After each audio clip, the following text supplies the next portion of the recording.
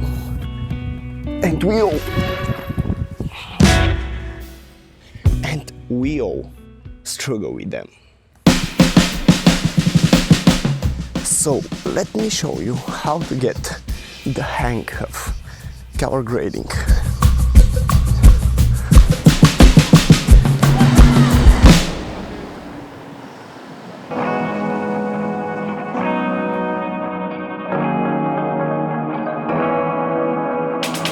Alright, it's been a while since making a video here.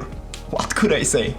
Consistency, that's what we are aiming for, but sometimes it's hard to hit the target. But let's wrap this one, get the momentum going and see where it goes. Colors, I have always been fascinated by them, and as a filmmaker it's the part of the workflow that it's probably the most satisfying, and everybody knows that that part of the creative process can either make or break your films. If you're an OG subscriber to the channel, you know that I used to paint quite a bit, so I could say that colors consumed my everyday life. And then coming into video production, storytelling, filmmaking, it was interesting to see how I could put the knowledge that I have from painting into filmmaking and color grading. Through the years, my color grading workflow has taken different shapes and forms, and it differs depending on the project that I'm working on.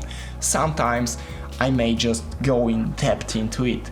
Toning, masking, making 10+ notes, hue, saturation, contrast, all the fancy words that the pro are using, but in other projects where the turnaround times and deliveries are much quicker and faster, I would just swap on a word, and if needed I would adjust the exposure and the white balance. So it's always been this balance for me between creativity and productivity, and sometimes you gotta sacrifice the creativity in order to be productive. But I think I found a way of both being productive and creative in your color grading workflow. Or you could say the way found me. A couple of months ago, Dehancer Pro messaged me and say, hey, would you like to use our plugins?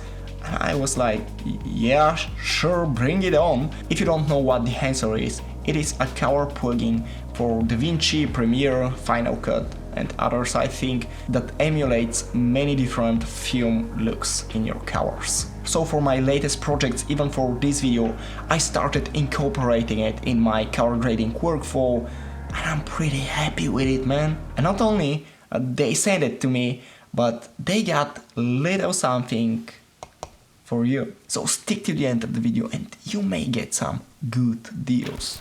Alright, let's jump into Davinci and share with you my color grading workflow. Right, so I've picked up a couple of different scenes. I suggest let's start with the more complicated color grading workflow. Yeah, so I had time and I really played with the colors here. So first I'm gonna turn off all of these notes, don't get confused by them. We will name them in a bit. First thing that I do is convert the colors. I'm shooting with Lumix GH7. Mainly I shoot in VLOG so that I have the capacity of the full range of colors. I would usually convert it either with ReadyWood Panasonic VLOG to Rec 709, or I will add the color space transform to the node and I will convert it manually. Now I've seen people to convert the colors in the very first node, but what I would usually do is convert the colors in the very last node and then adjust everything before that, so I can do the adjustments on the raw colors and not after it is converted to Rec 709. I'm pretty sure that in this way I have more capacity of the colors, but I've seen people do it the other way around and they convert the colors in the very first node. And after that I will adjust the exposure. Next node is white balance. So in the third node I would just do the contrast. In the next two nodes that are connected with parallel node, I do just the masking, in which you can see how I have highlighted the face and the person in front of the camera a bit more than the background, so that the focus fall on him. On the last note, before the conversion, I will do the primary balance between the different colors, the lift, the gamma. I will adjust the contrast and do my main color grading, and you can see how it looks with it and without it. That's how usually my grades look, and I think it's pretty nice, contrasty. I used a mist filter here, so the light falls really nice. There is a softbox from the side and a black fill on the other side of the faces. But then, after I got the dehancer, I wanted to see how it will look if I just add it on, and it's really simple to use it, and I'll just show you how. I'll turn it off for a bit and add another note. After you download it, just add it from your effects plugins. It will look like that, but don't worry, it's not that complicated. First thing first, you can choose if it's a Rec 709, or you can actually choose a camera in which it's shot. For example, if that's a VLOG and all of these nodes are turned off. But since I have already transformed the colors, I will use a Rec 709, and then I will show you with the VLOG adjustments. Here you can adjust the exposure, and basically everything that we did in the previous nodes, we can do it in here. You can adjust the temperature and so on. But mainly the first thing I do is choose which film profile I would use. You can try so many different films, like from so many cameras. You have Kodak, you have Fujifilm. Yeah, I have chosen here the Kodak Ultramax 400. And after you select which film emulation you want to use, you can adjust it, make it a bit more contrasty or a bit more soft and dusty. I would pull it a bit more to the right. You have the film developer, where you can choose, you have to enable it, and you can choose how much of a contrast you want to have in the film. So I don't like that much contrast, but still I don't want it to be washed out. Now the grain looks a bit too much, so you can go in the grain tab and just choose what kind of grain you want. You have 8mm, which is too much. Even when you set it to 0.0, you can see a bit of grain, but you can just turn it off if you don't prefer to have any grain whatsoever. I would nail down my color head, which I can turn it more to the blue or to the yellow. In that case, I use a bit more blue, then the magenta, we will go more to the green, and we will go more to the red. What the color head tab do is basically what the primary color wheels do. So you can do it straight from here. Halation, you can choose again different profiles for the halation, and you can overdo it, of course. I'm used to using mist filter that creates that bloom in the highlights, but here you can add your own bloom, which is great. If you want to escape from using too much filters, hey, you can do it post-production with just a click of a button. Choose from which profile you would prefer the bloom to be. If we use 8mm, that would be too much.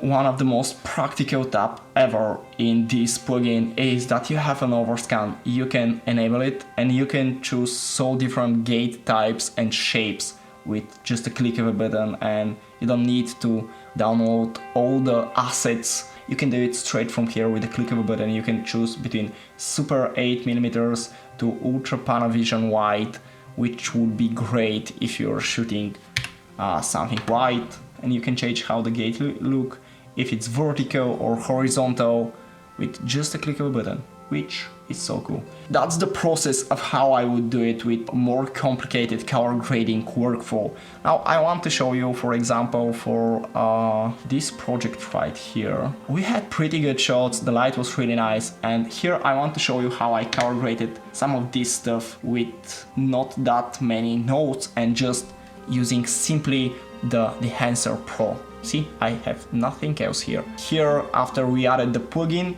you choose the camera that you want to use, in our case Panasonic, Lumix, and format to VLOG. And after that you can adjust the exposure, the film emulation type that in this case is the codec Portra 800. Now a profile that I really like to use is the codec Extra 100 or 25. You can choose what kind of a print look you want at the end. In the case I haven't changed that, it's linear. You can change it to print film or you can change it to glossy paper. Actually the print film looks really film-like and vintage, I like it. But in the linear I can just see a bit more of that raw and authentic color. So basically that's with the Dehancer, that's without it. We can see some other cases. Okay, let's see this one. For instance, there was a really white shot. Yeah, this one. Here I have added another node before the Dehancer. Again, I have converted the colors with the Dehancer.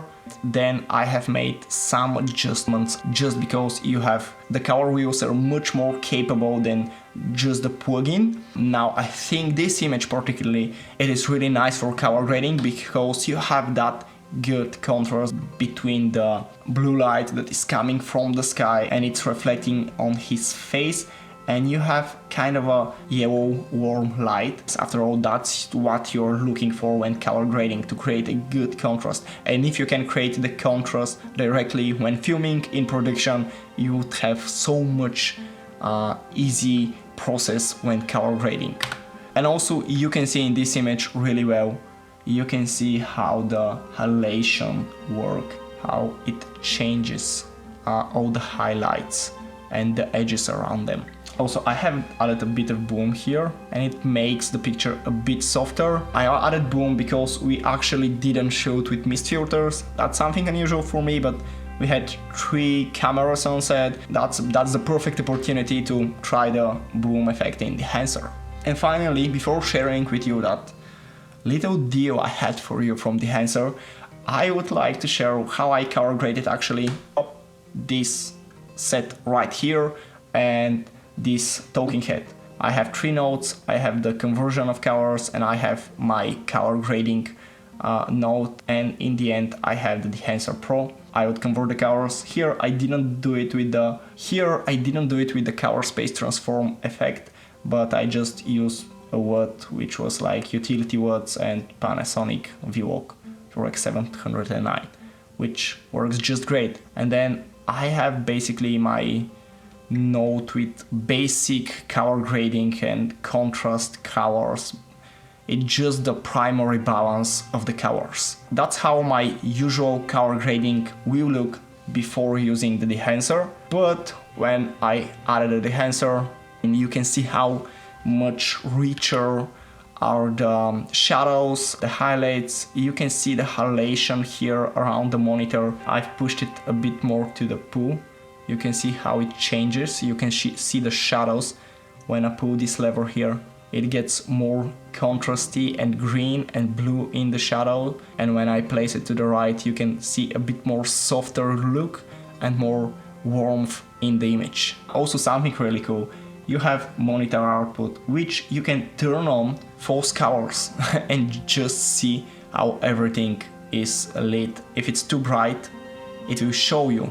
Yeah, I know that's post-production, but still it can help you to nail down the exposure and the highlights that you're adjusting. And of course, at the very end, you have output, which is basically you can dial in how much of the effect that you have created and the film emulation you want to be seen, and you can dial down the opacity of the plugin. Also, cool feature is you can create your own colors here. You can generate it, download it, and with just one push of a button, you can use exactly this plugin how you have dialed everything for other projects, which works great when we are talking about productivity and systems. You can be creative and save that creativity and apply it to other projects. I hope this color grading process, as messy as it was, helped you in some way. Dehancer have really changed my color grading workflow. I'm used to using a lot of different words and adjusting it according to how I would feel it. Even though it's a ready word, you always need to adjust something and to change something. But the fact that Dehancer is not just a word but a plugin that you can do all the adjusting in it, it gives you so much versatility and range of colors and how you can use them. So thank you Dehancer for this opportunity. And for you guys, here is the deal. You can get 10% off of your purchase of Dehancer if you go in the link in my description and use this code right here. Honestly, I am using it in every one of my projects and I absolutely love it. And not only that, but besides using it on your computer, they have a mobile app which you can basically do everything that we've done here, but on your phone. I'm certainly not a pro, but I'm a visual artist, I'm a painter. I have always loved colors since I was a little boy. I used to paint my skateboard, to paint my shoes. Basically, I customized everything that I had. I think if you want to get better at color grading and at using colors, you really need to start seeing the colors in your everyday life. Observe and enjoy the world and see how colors work together. That's your duty if you want to get better at color grading. Thank you for watching. If you haven't subscribed yet and you're new to this channel, please do subscribe. I would really appreciate it. And I will see you in the next video.